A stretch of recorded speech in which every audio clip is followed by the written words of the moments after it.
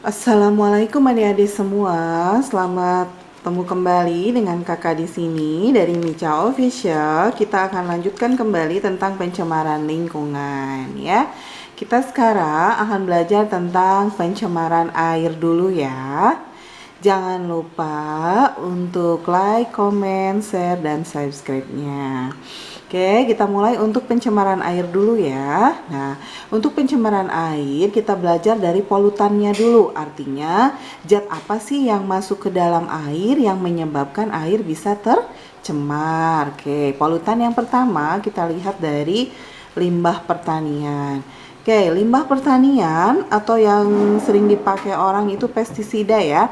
Biasanya sih tujuannya pestisida tuh macam-macam. Biasanya untuk membasmi hama ya.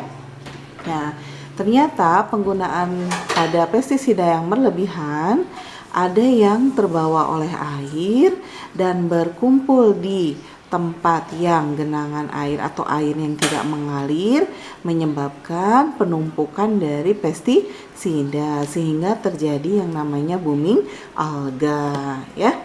Kalau digambar nanti seperti ini. Kita lihat ya gambarnya. Nah, ini. Oke. Kalian bisa lihat di sini. Di sini sebenarnya perairan.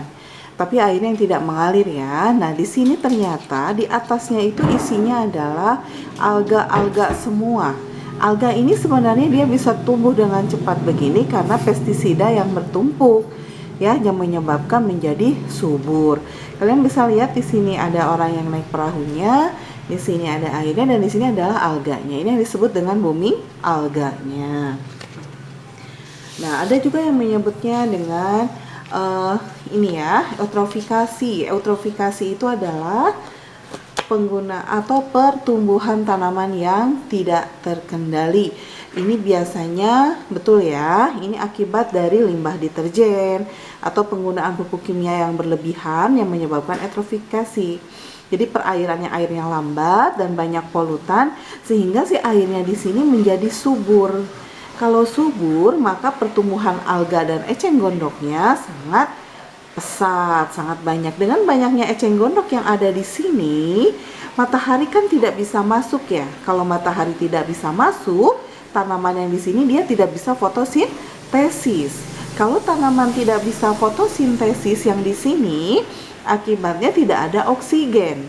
Kalau tidak ada oksigen berarti ikan-ikan ataupun misalnya tanaman lain yang tidak ada oksigen di sini akan mati. Itu yang dikhawatirkan dari eutrofikasi atau booming alga akibat limbah pertanian ya.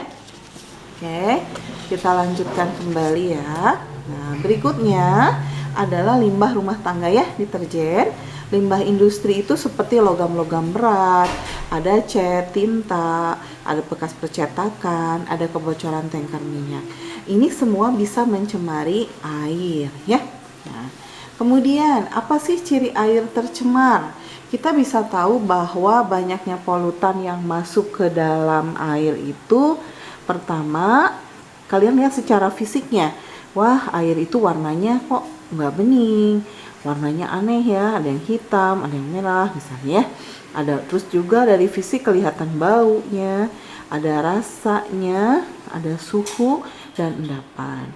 Kalau kimiawinya berarti kalian lihat ada keasaman, berarti ada pH-nya ya.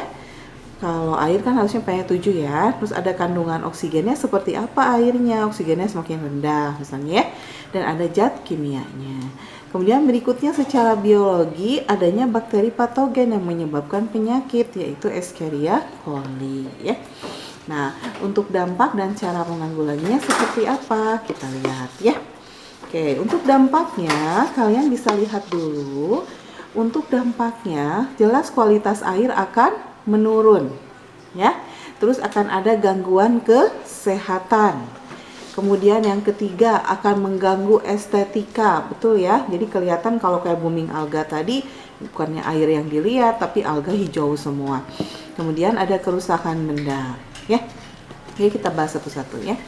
Oke, yang pertama kualitas air menurun dampaknya Jelas ya, kalau kualitas air menurun ya nggak akan bisa kita pakai untuk mandi, nggak akan bisa kita pakai untuk masak air. Gangguan kesehatannya, lihat ya, akibat virus, ada yang namanya rotavirus penyebab diare, hepatitis. Kalau bakteri Escherichia coli, orang diare. Vibrio akan menyebabkan orang kolera, protozoa, ada entomobal spesies, dysentery ya, dan giardiasis, taenia biasanya kencing kerminya ya. Kemudian ada yang disebut dengan pemekatan hayati, berarti ini masih dampaknya ya. Pemekatan hayati itu kayak apa? Jadi dampak ke konsumen puncaknya. Kalian perhatikan, kalau di pencemaran air terlalu banyak racun, sementara racun dimakan oleh alga atau masuk ke dalam alga, alganya dimakan ikan kecil dimakan ikan besar dimakan manusia. Berarti yang paling tinggi kadar dari racunnya sendiri adalah manusia. Jadi semakin tinggi ke konsumen puncak, artinya kadar dari bahan tercemarnya akan semakin tinggi. Akibatnya manusia banyak rawan penyakit ya.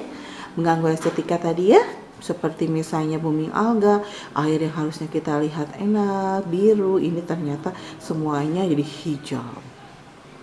Kemudian kerusakan benda, adanya air limbah. Air limbah itu kan seharusnya diurai dulu oleh bakteri ya.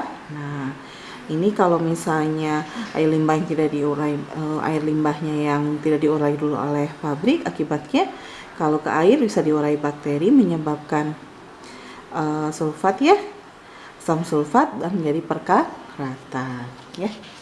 Oke, berikutnya, nah bagaimana sih cara menanggulanginya? Oke, untuk cara menanggulanginya, kita bisa lihat itu ada beberapa cara penanggulangan. Cara menanggulanginya yaitu dengan kolam stabilisasi, ada IPAL itu instalasi pengolahan air limbah, dan ada 4R ya. Nah, untuk kolam stabilasi itu adalah jadi air limbahnya diolah secara alamiah. Ada kolam anaerobik berarti kolam yang tanpa bantuan oksigen ya.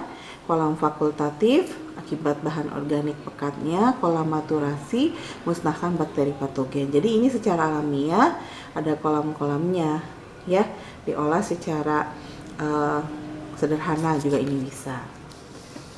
Kalau IPAL itu instalasi pengolahan air limbah, itu mungkin tahapannya yang pertama ada primary treatment ya, ada secondary dan ada tertiary treatment. Untuk yang primernya, pertama zat padat zat cairnya kita pisahkan. Kemudian sedimentasi berarti ada bagian yang mengendap di bawah, bagian bawah ya. Selain dipisahkan ada juga bagian yang mengendap. Kemudian secondary treatment ada mengablasi berarti mulai terjadi penggumpalan dan koloidnya dihilangkan. Kemudian pada tertiary treatmentnya menghilangkan unsur haranya ya. Nah, kemudian adanya penambahan klor untuk memusnahkan patogen ya. Kalau dilihat sih ya seperti ini kurang lebihnya. Jadi nanti airnya yang masuk ke sini ya. Nih, di sini diolah di primer dulu. Di primer diolah, ada sedimentasi yang tadi yang kemudian ada penyaringan juga, kemudian di sini ada aerasinya. Kemudian di sini ada secondary treatment yang tadi dijelaskan. Kemudian berikutnya penambahan klor ya, yang untuk membantu bakteri patogennya. Oke, tadi ya primary treatmentnya pemisahan zat padat. Berarti di sini sudah mulai dari pemisahan zat padatnya, ada pengendapannya. Kemudian pada secondary treatment, nah di sini ada ini ya, itu mulai terjadi penggumpalan, penambahan klor, berarti untuk membunuh bakteri patogennya ya.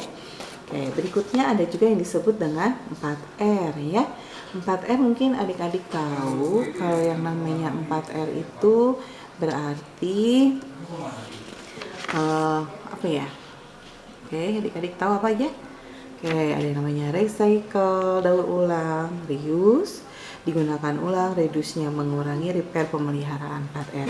Recycle itu misalnya bahan-bahan yang sudah tidak terpakai, kayak plastik-plastik, kemudian diolah lagi menjadi barang yang lain dari bahan plastik.